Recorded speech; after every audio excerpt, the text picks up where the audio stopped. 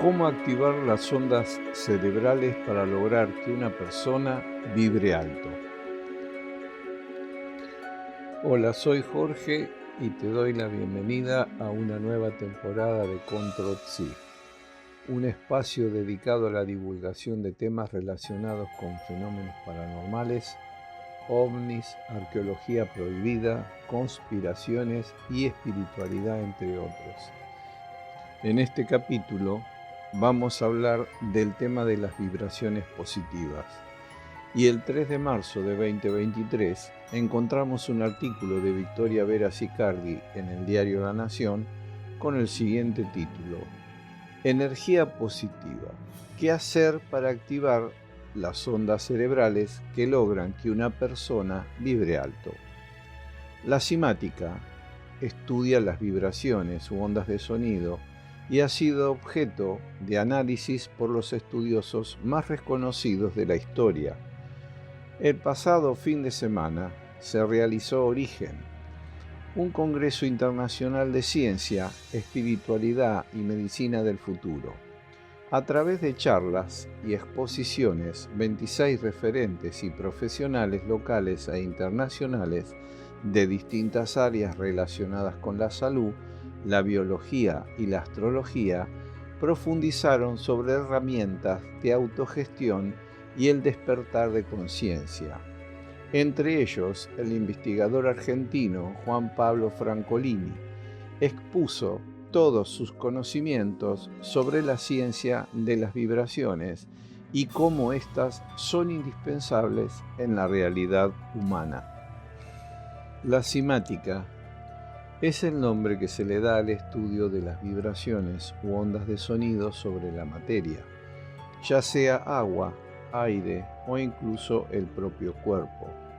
Según Francolini, este tipo de análisis es importante porque las vibraciones son algo abstracto que no pueden ser percibidas a simple vista. Sin embargo, son partes de la metafísica, rama de la filosofía que estudia la naturaleza, estructura, componentes y principios fundamentales de la realidad. Dice y recalca que incluso estas observaciones sobre la realidad no son nada novedosas ni modernas, sino más bien antiguas. En el sitio web virtual uptc.edu.co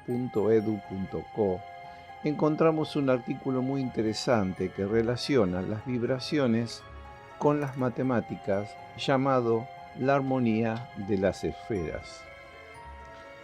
La doctrina pitagórica de la armonía de las esferas es la quinta esencia de la belleza en la explicación pitagórica del cosmos divino, armonizado de forma fascinante por la concordancia de las proporciones aritméticas y musicales, que extrapoladas al universo entero determinarían que los cuerpos celestes debían emitir en sus movimientos unos tonos musicales armoniosos cuya combinación producía una maravillosa melodía permanentemente, la música de las esferas. Tal vez Pitágoras se remontaría a la mitología, puesto que en el himno de Ares, Homero se dirige a los planetas como si fueran un coro de voces divinas. Además, conocemos la afición de los pitagóricos por los ritos de Orfeo, vinculados al poder del número y de la música, de modo que Pitágoras racionalizaría el sistema y le daría un valor místico y científico, según relata Jámblico en Vida Pitagórica.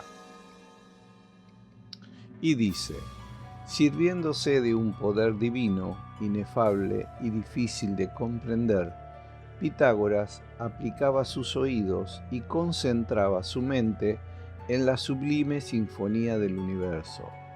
Él solo escuchando y entendiendo, según sus manifestaciones, la universal armonía y concierto de las esferas y de los astros que se mueven en ellas.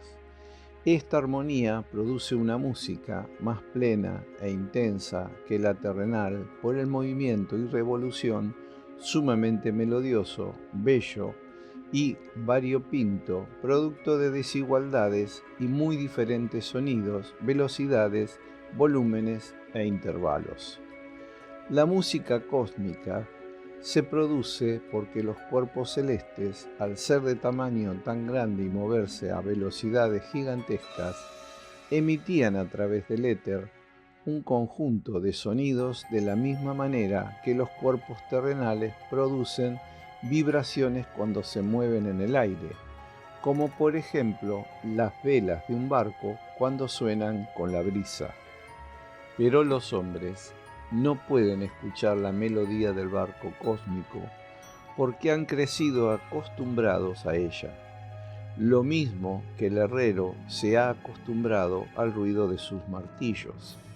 Además, los cuerpos celestes que giran sin tregua en sus órbitas circulares producen permanentemente armonías, de modo que al no haber intervalos de silencio, no se puede apreciar la música cósmica.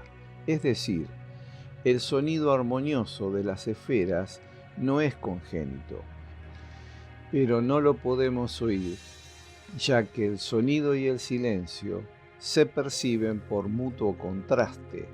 En realidad, la música de los hombres no es más que un eco de la música de las esferas, pero es su instinto innato el que hace que su alma resuene con la música, le proporciona un indicio de la naturaleza de las armonías matemáticas que se hallan en su fuente cósmica.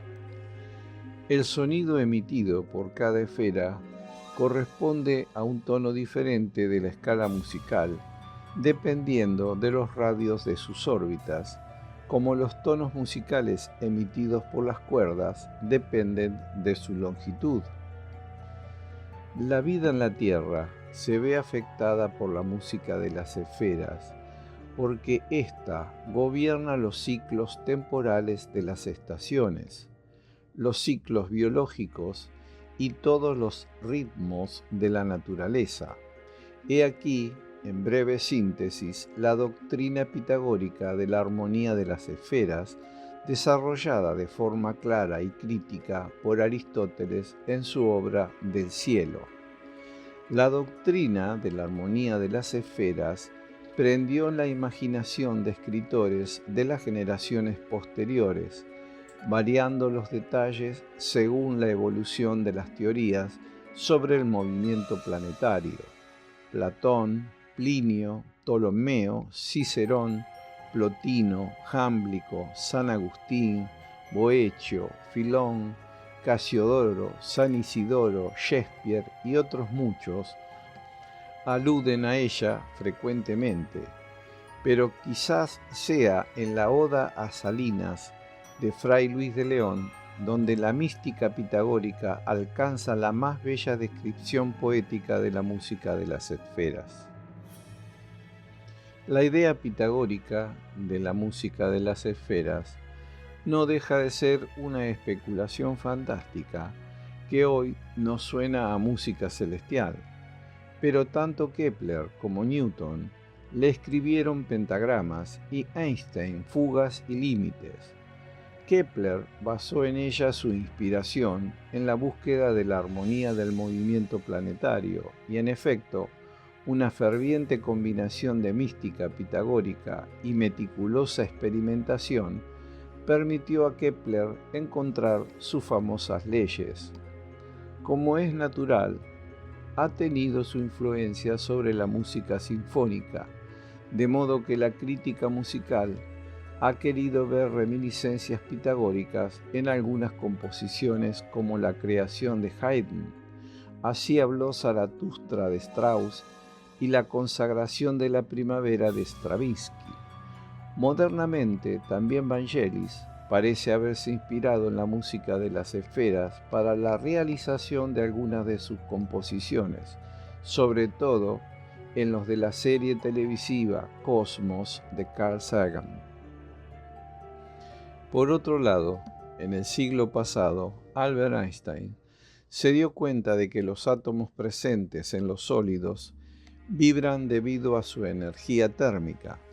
El científico asumió y coincidió con la ley de la vibración, que establece que todo lo que existe en el universo, ya sea visible o invisible, cuando se descompone y es analizado en su forma más básica, consiste en energía pura y existe como una frecuencia o patrón vibratorio. Por ende, los átomos, las partículas subatómicas y las moléculas vibran. Tras analizar y ver los fundamentos de esta teoría, Einstein dijo una de sus frases más destacadas: todo en la vida es vibración. Más adelante, en 1992, el biólogo Bruce Tainio realizó un estudio de la frecuencia vibratoria del cuerpo humano y llegó a la conclusión de que un cuerpo que se encuentra sano tiene una frecuencia vibratoria durante el día de 62 a 72 MHz, unidad de medida de la frecuencia de las ondas, y que cuando esta misma se reduce en una persona, su sistema inmunológico se ve comprometido. Otro lema a tener en cuenta es lo dicho por Nicolás Tesla: si quieres entender el universo, piensa en términos de frecuencia, energía y vibración. Por ende, se puede inferir que a mayor conciencia de estas frecuencias vibratorias en el universo y en el cuerpo, uno puede alcanzar un estado superior de bienestar e incluso, según Francolini, mejorar la calidad de vida. Las frecuencias vibratorias y la energía no solo se emanan del cuerpo, sino que también se encuentran dentro de este. Justamente en el cerebro existen 4 tipos de ondas cerebrales: beta, alfa, teta y delta, con diferentes frecuencias y características. Las ondas cerebrales más rápidas, las betas, corresponden a una conciencia de menor frecuencia y a un estado de alerta, mientras que las ondas cerebrales más lentas se corresponden con un estado de conciencia más abierto y elevado, delta. Las ondas alfa se caracterizan por ser menos rápidas que las beta y representan un estado de tranquilidad y atención. Las teta son las previas a las delta, son muy lentas y aparecen en estados meditativos, de sueños y con la pérdida de noción de tiempo. De esta manera, los mayores estados de relajación y tranquilidad en los que puede estar el ser humano son el delta y teta. Para Francolini, a estos se puede llegar con prácticas de meditación, reflexión, respiración y relajación. Otra manera de ponerse en sintonía con las frecuencias y las energías es hablándole al agua. Masaru Emoto es un doctor, autor y profeta japonés que asegura que el agua es el alma del universo y que su estructura molecular tiene la capacidad de registrar las vibraciones de sonidos, colores, formas, palabras, emociones y pensamientos. Por eso mismo, según ha demostrado el Dr. Emoto en varias investigaciones, el agua graba las intenciones que se le piden y las devuelve gracias a su poder para captar y sintonizar vibraciones.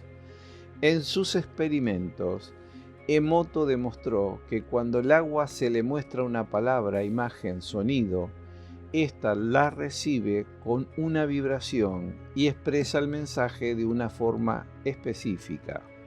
De esta manera, cuando el agua era expuesta a palabras lindas como gracias, amor o paz, sus moléculas congeladas formaban preciosos cristales geométricos y, de manera contraria, cuando se la sometía a palabras de odio o a sonidos de heavy metal, sus moléculas no lograban expresarse en una